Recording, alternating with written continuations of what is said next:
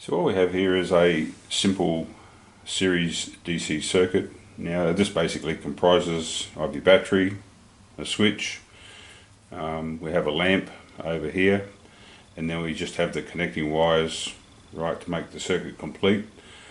And as you can see here, the switch is open, and if we close the switch, that will complete the circuit, and as you can see there, the light bulb comes on.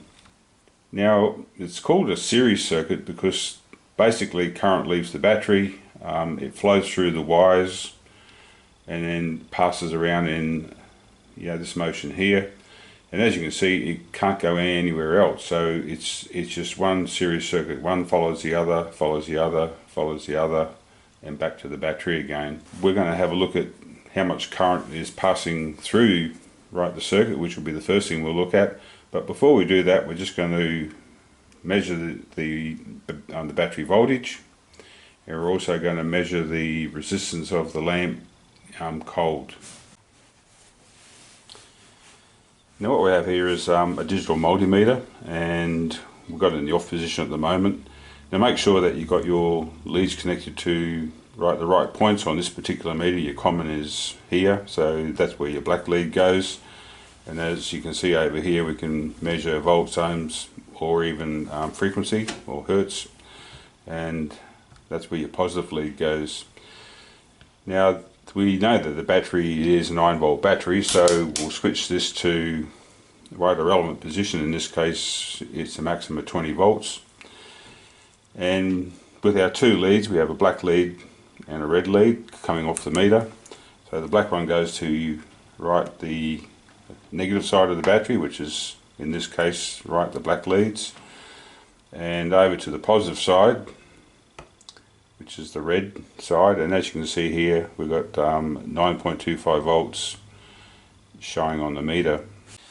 So the next thing we're going to do is just measure the lamp itself, or the bulb, and to do that we've got to bring that into the resistance ranges, and the lowest range here, as you can see on the meter, is 200. And it doesn't matter which way you put the leads around for this measurement. We're just going to put the red lead to the case, and the first thing we're going to do is just short out the leads and just let it settle down. And as you can see there, we're getting about 0.5 ohms of resistance in the leads itself. And now what we can do is measure the lamp, and you'll see that that'll settle down, and we end up with 12 ohms, and that settled down to 12 ohms. So we know we have a cold resistance of this bulb of 12 ohms, and we also have a lead resistance from the meter of 0.5 ohms, so the actual resistance of the bulb is 11.5 ohms. So as you can see here on the whiteboard, we're basically drawing up the circuit, and I've just used the colour coding to make things look more realistic. You can see you have your battery here, and as you see we've got that written in as 9 volts, our switch, our lamp, and we've written down what the cold resistance is of the lamp with 11.5 ohms. So what's going to happen now, there are two theories of how current flows. You have conventional current flow, which says that current travels from the positive side around the circuit back to the negative. So that's one way current's looked at. And the other one, you have electron flow, which is traveling from negative through back to positive of the battery. Now what I'll be talking about here is electron flow, so I'll be referencing from the negative side back to the positive side. Now it doesn't matter really which way you do it, it still works out the same. It's just that one conventional or the other can be used. So what we're going to do now is look at some of the parameters that we can check on this circuit. And the first one, like I said, is going to be the current flowing through the circuit. So to do that, we've got to attach a meter at a breakpoint somewhere. It can be anywhere in the circuit, but we'll be referencing down here, and that'll allow us to measure the actual current flowing through the circuit. So as you can see here, we've attached an ammeter This particular meter can be switched to amps or volts, but we've got it switched into the amp position, as you can see here with the A showing. And we've got it attached to the 100 milliamp range. So there's 1, 2, 3, 4 ranges on this meter. And what I'm going to do now is just close the switch, and you'll see that the needle has risen up to about 80 milliamps or thereabouts. So what we have here is current flowing from the battery through to this position here, and then through the meter out through to this side, around to the lamp, from the lamp back through to the switch, and from the switch back through to the battery. Now that's looking at it from electron flow point of view, which I said is what we were using before. And if we open the switch, you will see that current will stop flowing. So that also indicates to us that this is a series circuit, because there's no other path for the current to go. Close the switch and current flows again. Now the interesting point here is that when you attach an amp meter to a circuit like this side of your battery is your more negative, and this side is more positive. So you've got to make sure that you get your leads around the right way, right?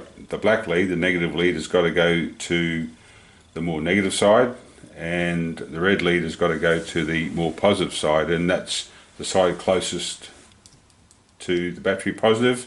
This side is closest to the right battery negative. Now if you do it incorrectly with the attachments of your amp meter, your meter reading will go backwards and you won't get a correct reading, or you could damage your meter. Alright, so the addition to the circuit that we've done now is we've actually added a voltmeter. As you can see, this one is set up for volts, and you've got a range on the side here that we can select from, and at the moment we've got it set on the 10 volt right maximum range.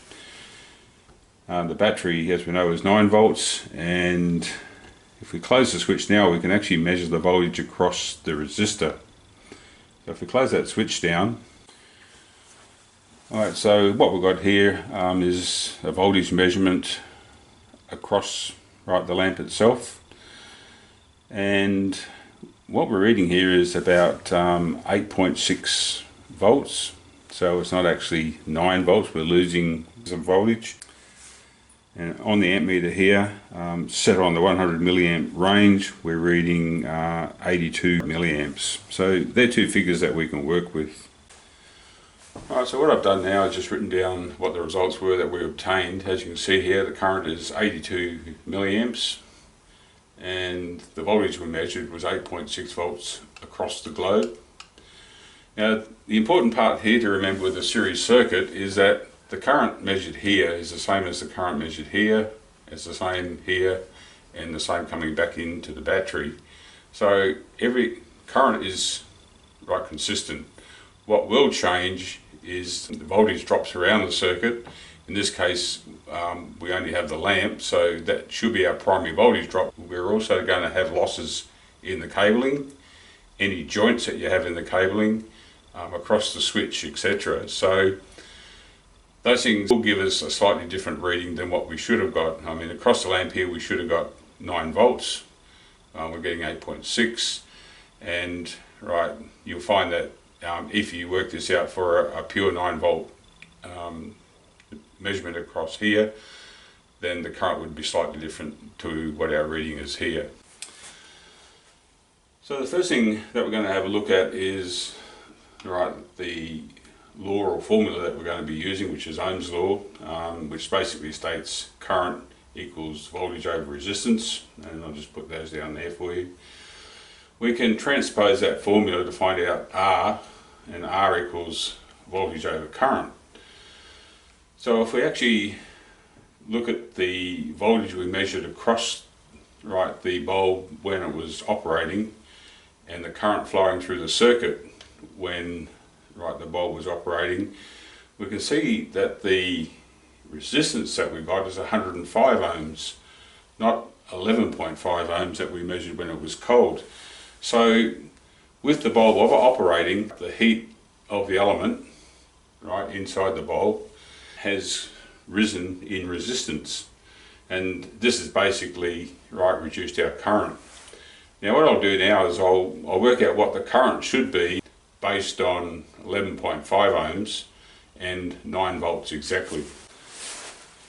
So what I've done here is I've just looked at it from a totally unrealistic situation, looking at what the current would be if voltage didn't change and the resistance of the lamp didn't change. You can see here that you'd end up with a current of 783 milliamps, which is much higher than our 82 milliamps we had when the bulb was actually switched on and operating under normal conditions.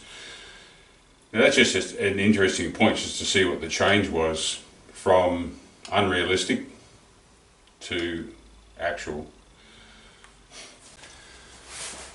Now there is one other calculation that we can ascertain from the current flowing through the circuit and the measured voltage across the lamp, and that is power. So how much power are we using for to actually light this lamp up? Right, to do that we multiply the voltage by current. As you can see here, we've got our 8.6 volts, which is what we measured, our 82 milliamps, which is what we measured, and the result of that is 0.71 watts of power that's actually being used. So just from this simple little circuit here, we can find out a range of different things with some very basic calculations.